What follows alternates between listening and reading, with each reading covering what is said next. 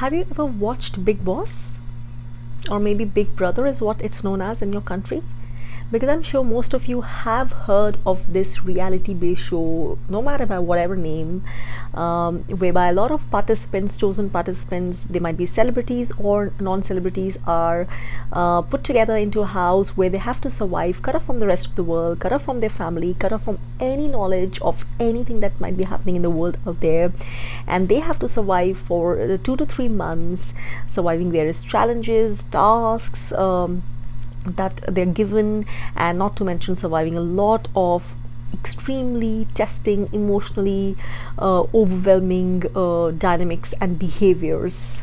By whatever name the show is known as, I think it's been really popular, made into a lot of languages across nations, and you're probably wondering, why am I talking about Bigg Boss here, right? Out of all the things happening in the world.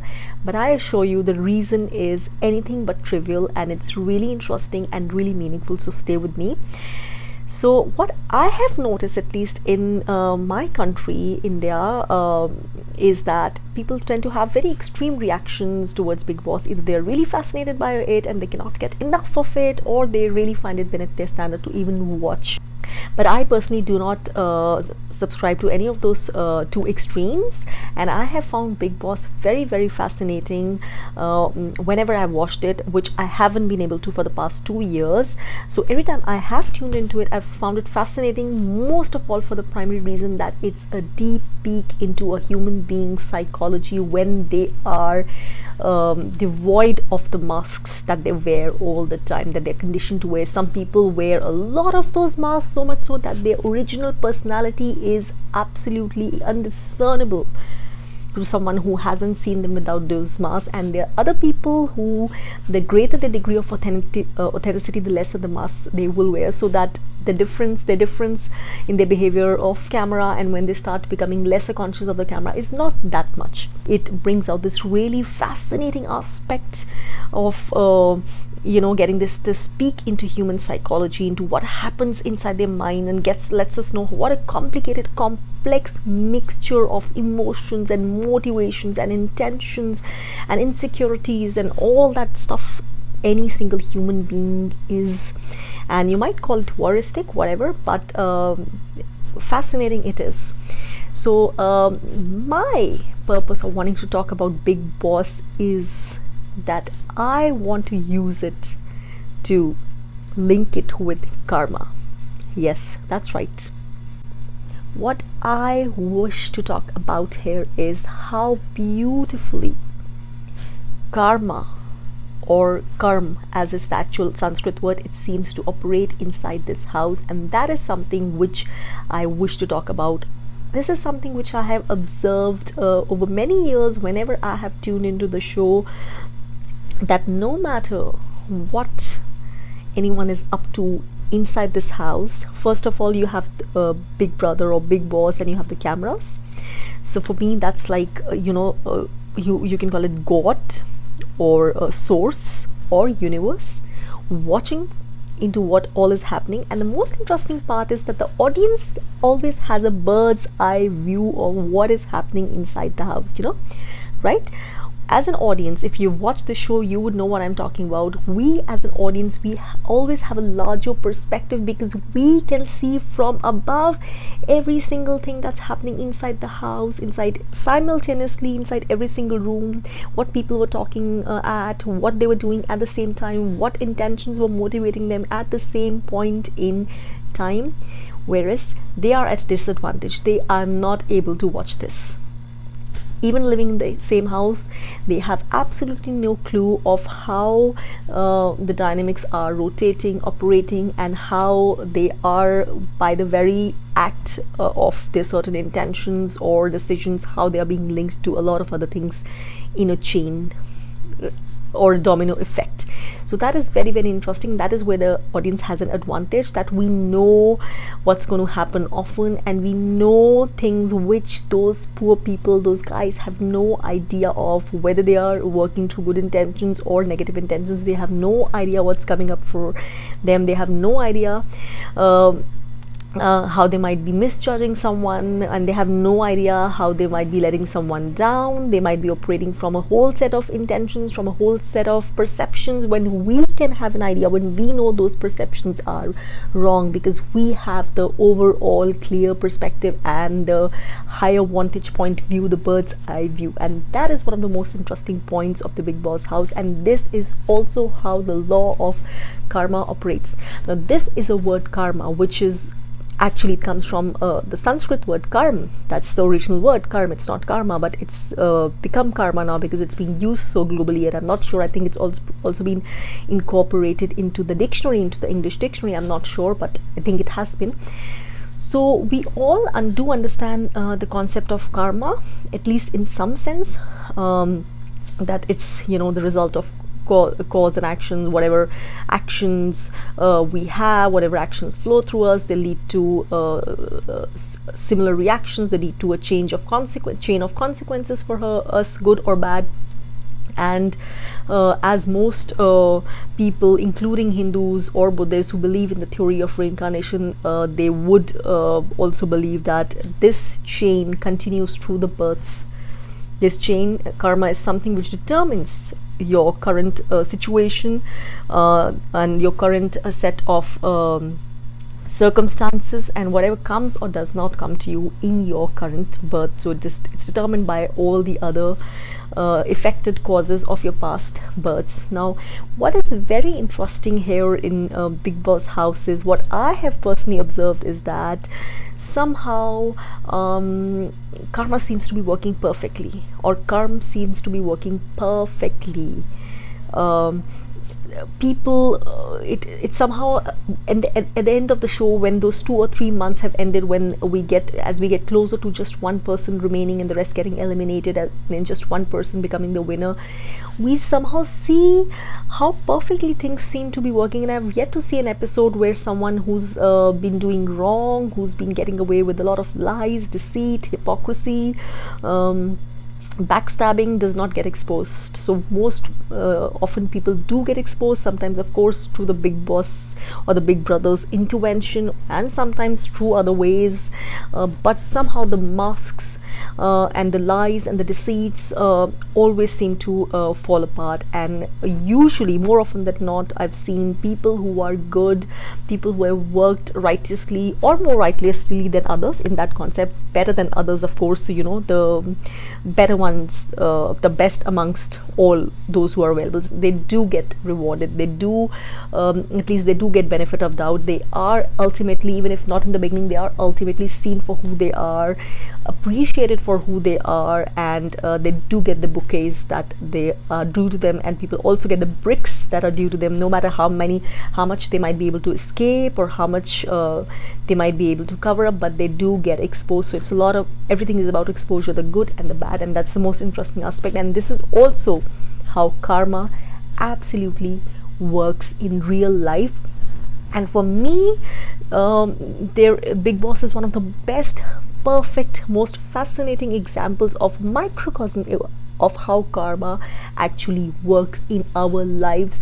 In our lives, we do not have a bird's eye perspective. We do not have a higher perspective. We cannot get that glimpse from here, which we get of the Bigg Boss house, and that's why we are always wondering, and we are so often feeling that we are the only ones who get treated unfairly, or bad things happen to us, or we don't deserve some of the things that happen to us, some of the losses, some of the hardships, some of the pains, some of the bitterness, some of the letdowns. And that's how life goes on. And this happens right from personal scale to the scale of communities and families and nations, and that is how karma operates. It has no interest in making you believe in it. Trust me, whether you wish to believe it or whether you don't wish to believe it, it makes no difference to karma, because it is neutral. It keeps on working in exactly the same way, out of no choice. The wheel always keeps turning, and what you sow, you will reap.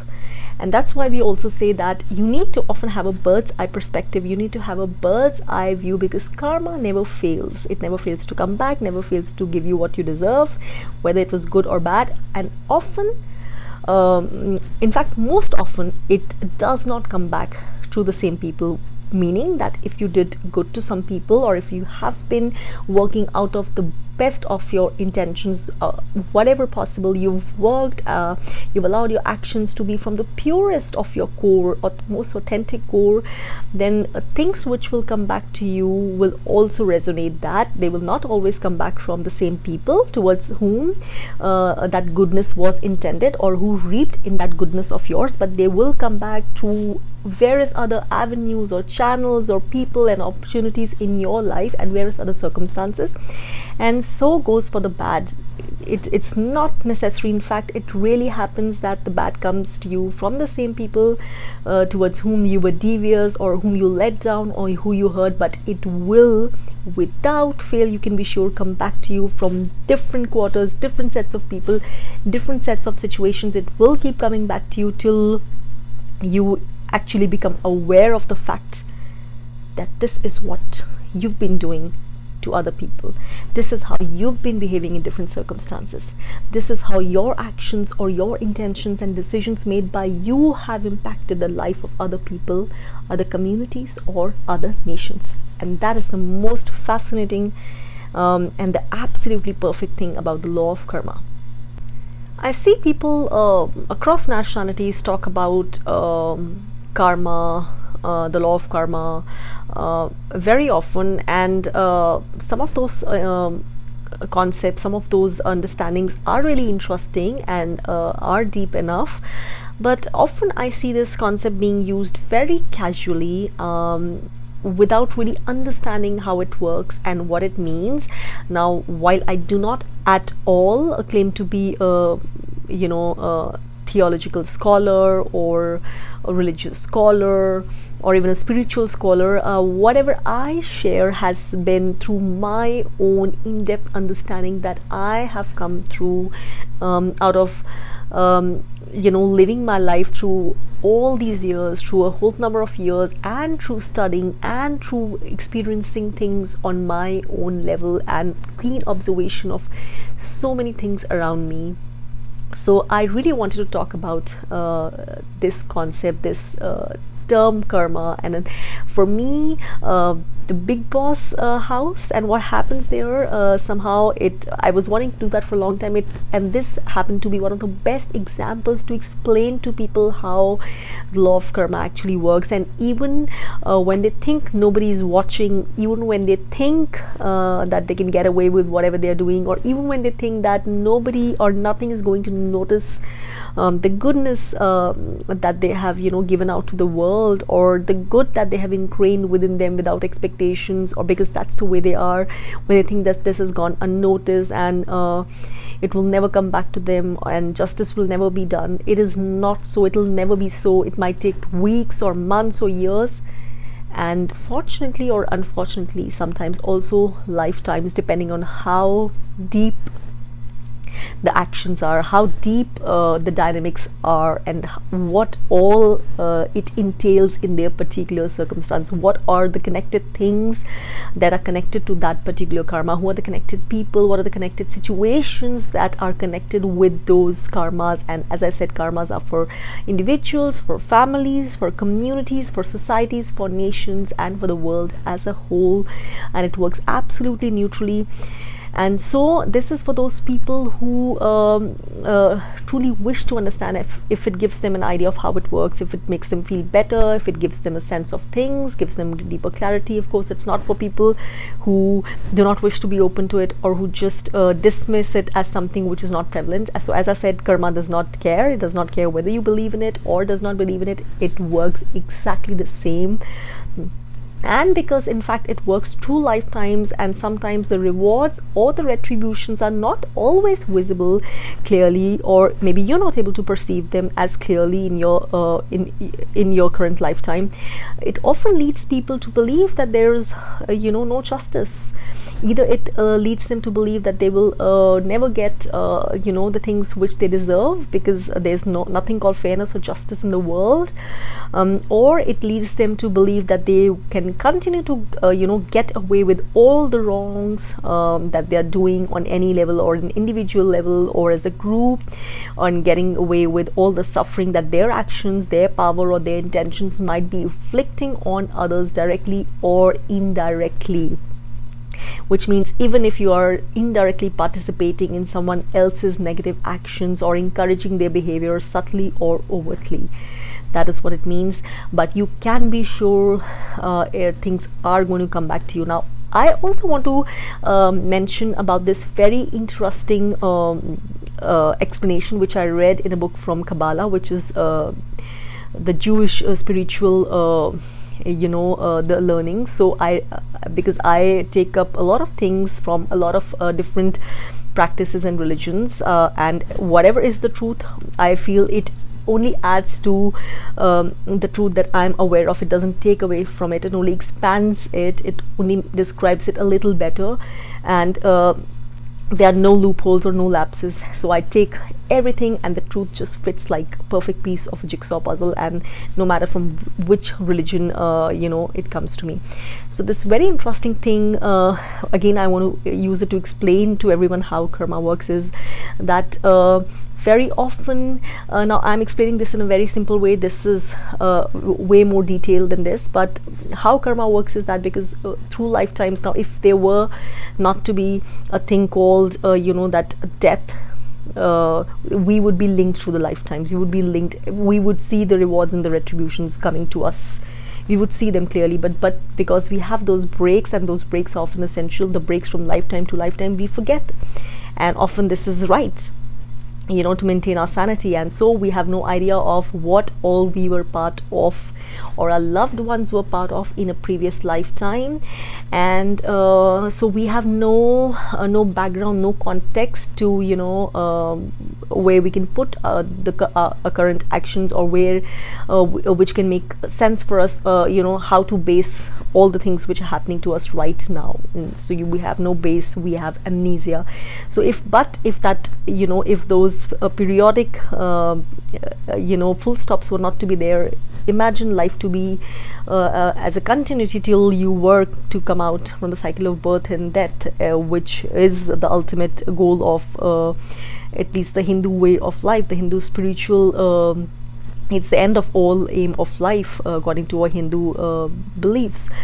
So imagine if you had no full stops, but you just meant to go on and keep continuing, you would very clearly see all those things, rewards and retributions coming back to you. So anyway, going back to the Kabbalah explanation, it very rightly said that often there is a pause, there is a pause of time, there is a space of time between the rewards as well as the retributions which are meant to come to us, and it's there for a reason, a lot of reasons, but the one reason which I'm particularly interested in explaining right now is because we are not like dogs, or if any of you has ever had a pet, or people around you have had pets, you would know that how dogs are trained, how we train our dogs. We give them goodies, we give them little rewards, and that is the main focus of a dog's training. No matter how strong the training is, no matter what all a dog is trained to do, from the smallest task to the most difficult task, the end is the reward. It knows there's a reward or a biscuit or a goodie lying for it at the end of it, and that is the main way a dog is trained. Now human beings are evolved species. Now imagine if we all knew that we were to act good, or we were to act authentic, and our behavior was meant to emerge from a space of goodness and purity and clarity and wisdom and honesty, because we know that there's a reward which is waiting. There's this material reward, or there is that bit of fame, or that bit of limelight, or that bit of recognition at the end of it, and we promise it. Everyone would go about wearing those masks of goodness and indulging in those behaviors, because we would know at the end of it, it's that reward, and the reward would become the purpose of that behavior. The immediate knowing of that reward at the end of the line would become the only cause for us to indulge in that so-called good or right or fair behavior, and that is not the purpose that the source wants of us. That's not the purpose we've been given our life. We are meant to be honest and authentic, and learn our lessons, because we are meant to learn them for their own sake, not for the sake of any rewards, because then the purpose of learning those very lessons gets defeated. So you see, this was a very beautiful description. I'm just giving the crux of it, but it should make sense absolutely for anyone who wishes to get deeper into this topic and who wishes to get a little sense, a little hang of how things work. And that's the reason so often for human beings there's this pause of time which makes us feel that there is no reward for good work or being good, and which makes so many people, you know, just give in too quick and hang in the boots, and you know, just say to themselves that okay, we're going the bad way because we don't do good, just because we expect others to do good back to us. Of course we expect that, but we would not go back to being bad or renounce the goodness if we feel that it's not getting us anywhere, because it has to be, you have to be that much rooted in it when it becomes a way of life, and you would behave that way because you know there is no other way for you to behave, no matter how everyone else out there is behaving. So it is this kind of, this also is part of illusion, this pause of time. This is also part of what is called Maya or illusion, and this is meant to keep people, meant to keep men and women in darkness, making them believe, because this is how the ego works, the ego force inside us works. There's a force of darkness and the force of light, so they're working together in us, and when the force of darkness is greater, it wants us to believe that we are never going to get rewarded, or we are never going to get the rewards from the source for being right or being good or living and working in honesty and fairness and authentic selves, even if those ways might not please those around us. Or it makes us believe that yes, you are meant to be bad, or you are meant to be corrupted, or you are meant to worship power and ambition and ruthlessness and whatever, because it gets you fame, it gets you recognition, and that's the only thing the world wants and the world worships. And that is one of the ways ego works. But do not be misled, because it will come back. Wrong ways do not lead to the right results ever. And it's the illusion of the ego which makes you feel that way. So this is just how I wanted to explain. Now, coming to the end of this topic on karma, the final thing that I really wanted to touch upon is how I've so often seen people again misquoting or misunderstanding how the law of karma works. Like for example, in India we have a lot of people, poor people, of course poverty is there, and as I see homelessness, it's also there here in the US, but of course a lot of it is there in India. And very often I see that people, when it comes to beggars or when it comes to lepers, you have those traffic lights, and when you stop at a traffic signal, a lot of times you have little kids or beggars, knocking on the windows of your car, or if you're sitting at the bus stand, they come and they ask you for money, and I have seen this reaction, this kind of an extreme reaction in people when they say that we're not meant to give anything to them because it's their karma, and if we do that, we're encouraging them to be lazy or not get off their asses and not work and continue in this kind of lifestyle where they're just being fed through people's money, and they do not have to do anything, they do not have to work hard when they are fully capable of working hard to earn their money. And it's their karma that they've been born this way, so we are not meant to encourage their karma. Now what I want to say, there couldn't be a worse way of understanding karma. First of all, whatever they are doing, whether you giving someone who is asking you for money, a beggar or someone, whoever, whether you're giving them money, someone who is in poverty, someone who obviously needs it, whether you're giving money makes them miserable, lazy person, or makes them not work, or makes them enjoy life without having to work, it's none of your business, because at the end of the day, you're just noticing a beggar, someone who is obviously in poor circumstances, someone who would obviously want to be in your position, sitting in that car, and obviously you're giving that person a little bit of money is not going to exchange that position. So there is no doubt that that person would wish to be in your shoes any day. But even then, if you feel that giving that person money, and if 10 people like you give that person money, it's going to spoil that person or make that person lazy or whatever, it is that person's karma. It is that person's karma. Your karma is only to do what is right action, and that action should come not out of judgment for that person, or out of judging or analyzing why that person is in that situation, or what he or she must have done and how you must not encourage. Your action is only to act from a point of kindness, goodness and compassion. If you act from any place which is lesser than that, you are only adding to your own karma, which is not to analyze anybody else's karma, which is not to judge anybody else's karma or what they do, how they make use of the goodness you are able to show to them. It's not your business. The moment you do that, you are creating your own karma. You are creating a series of consequences and actions and reactions for your own self at any point of time, whether now or later. And do not forget that every bit of it, in every way, every word uttered, every little action, every little negative thought towards another person, every little action which is from a place of negativity or darkness or judgment or cruelty or unfairness or dishonesty or hypocrisy or deceit, will get you.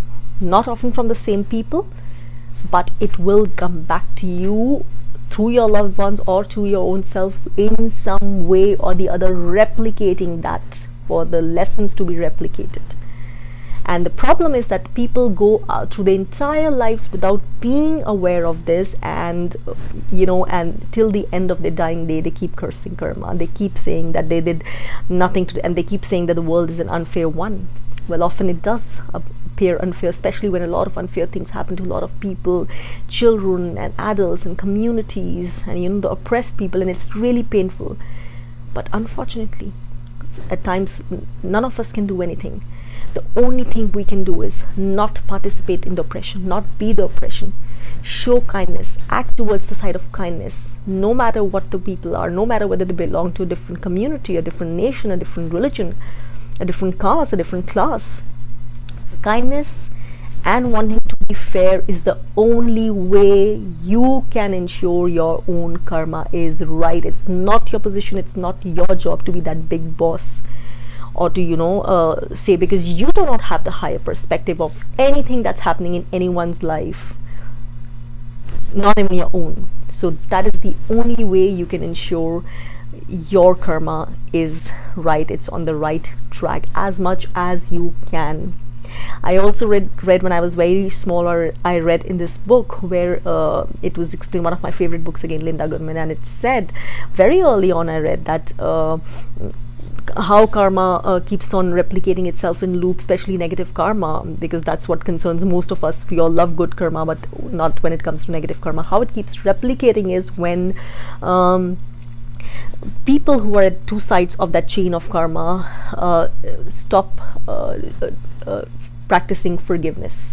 So it's like, I do bad to you, and then now it's your turn to do bad to me, maybe in the same lifetime or in another lifetime, when you don't have any knowledge of what I did to you in a past lifetime, but because of the situations you are in, because of the feelings you have towards me, you wish to do me, directly or indirectly, you wish to do me something negative, and so you end up doing something negative to me, and now it angers me, and deep within me, consciously or subconsciously, I want to give it back to you, and so that karma, that loop will keep continuing on and on and on, and that's how it carries on between, again, individuals, on the family level, on the group level, on the religious communities level, on the community level, and the nation level. And that's how the loop of negativity seems to carry on and on and on, with people and communities saying they did this to us in this century and now we're going to do it back to them, or that's how this nation behaved with us and we're going to do it back, or that's how this family behaved with us and we're going to do. So the only way to end karma at your level is to take ownership. When something happens, I'm not saying it's easy, but you can start with little things, at least with the smaller things. When something negative happens, to take ownership and to realize that it could not have happened to you. It's impossible, because karma works so perfectly. It's more than mathematically perfect and accurate, absolutely, to the zilch, to the point. So it could not have happened to me if it would not have been part of something that. So and to forgive as much as possible. At least if forgiveness is not possible, to make sure that you do not carry the intention in your energy or your vibration to wish negative or harm to other people, other side, whoever might have been involved in you feeling a particular way or in you facing a certain circumstance. So that's the only way to summarize this. That's the only way I can try to explain it. You are welcome to study more about this concept. There's a world of information and knowledge and text and wisdom out there, but for me, I really wanted to talk about this concept since a long time and to clear away some very big myths and misconceptions about how people understand and deal with karma. So I hope this was something which will help all of you, especially those who've been kind of unclear about how this works and who've just heard of it casually and not been too aware of it. So I hope this can make all of us really mindful of how we act, how we decide, how we intend, how we work, how we speak, and a lot of things, and especially whatever it is, at least at the heart level, at the core level, to know that how we act is going to come back, to know that for its own sake and not for the sake of any reward like a dog, we need to act through the right intentions, through compassion, through tolerance, through fairness, through benevolence, through kindness, through non-judgmental behavior, and through all that's based in purity and all that is right according to the concept of dhamma or dharma, which is right action. So well, that was on the concept of karma. I will be coming back hopefully on another interesting topic which matters to all of us and makes our lives easier and gives us more clarity and wisdom. Till then, take care and keep doing good karma. Bye bye.